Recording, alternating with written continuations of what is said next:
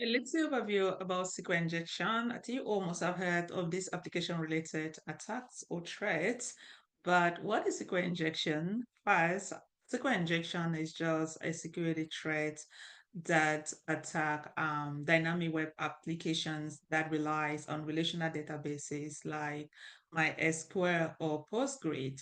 And the truth is, because a lot of businesses do move online, this dynamic web application also handle important tasks or operations like authentications, transaction or data storage. And because of doing that, they are also a point of attack or they are being targeted by these malicious attackers. And also, you also agree with me that the increased usage of online activities have resulted to an increase in cybersecurity threats, and SQL injection has been one of the common, actually, it's one of the most common threats that cyber criminals or attackers use to exploit vulnerabilities in these databases, or better still, exploit poorly coded systems. And the heart of it all has to do with the language that the SQL, known as the structured query language. And this language, in as much as is very powerful due to its flexibility and the fact that it is widely used by users to be able to store, retrieve, and where to manipulate data.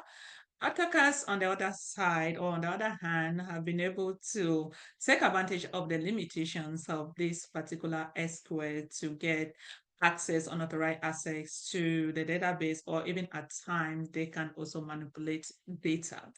As the next slide actually puts it, impact of SQL injection on web application security.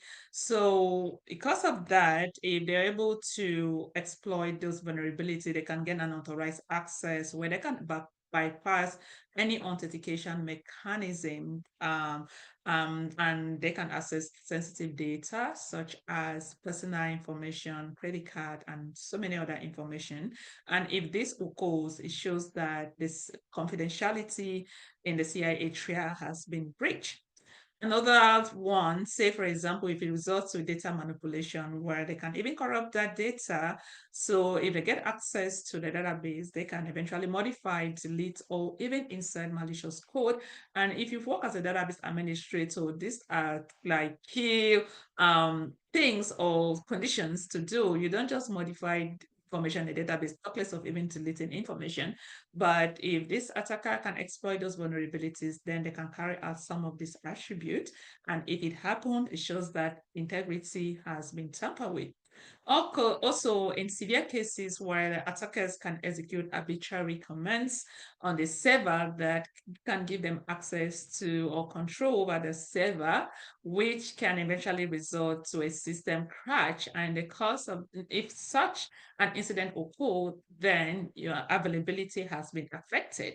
So see that, and this is a serious kind of attack because it can affect either one of the CIHR or, if possible, the three components of the CIHR. And let's not forget about reputational damage, financial loss, or even the legal fines that comes with a such attacks occur, depending on the type of regulatory authorities that the organization goes with. But how SQL queries handle user login? Let's see a typical case how this happens. Say, for example, I'm targeting the user table where you see the query, that's a statement, select all from user. That it shows that I want to select all the information from the user table. So I put star, it means all, select all from user, where that well is just to tell if there's a match, then this query should be executed. And that's why I put where username equals user and password equals plus. So username equals to user and password if there's a match. Okay. If a username and the password actually there's a match, then this query will be executed. And then let's go down to the database and should be able to fetch, bring the output or input of what I wanted to look or what I'm looking for, and it will return it back to me.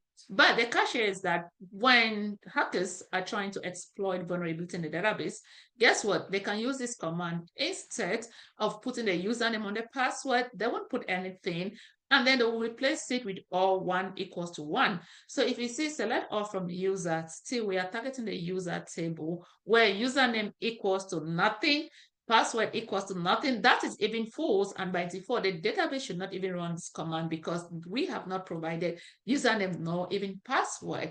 But when they put, oh, 1 equals to 1, that it is always true. And if that statement is always true, so this command can be executed and it will bypass any username or password. The fact that we didn't put any username or password, it will bypass it and we should be able to get the information from the database. Likewise, time-based SQL injection also is a very important one where they will actually prompt the server to wait. Okay, to like should be a response, a delay in responding to the query. Say, for example, I put select all from product where product ID equals to 10. Okay, so I'm targeting the product table and I've even specified the product ID. So I want to get information from this product ID equals 10, maybe the product price, the product description, and many other things I'm looking for. But an attacker, instead of putting that, there's a select all from product where product ID equals to 10. And if 1 equals 1 is always true, but another cache slipped into 5. So they are telling the server to wait for 5 seconds before you respond. And the dash dash is to tell you that, what, bypass whatever mechanism, oh yes, that we do have in place.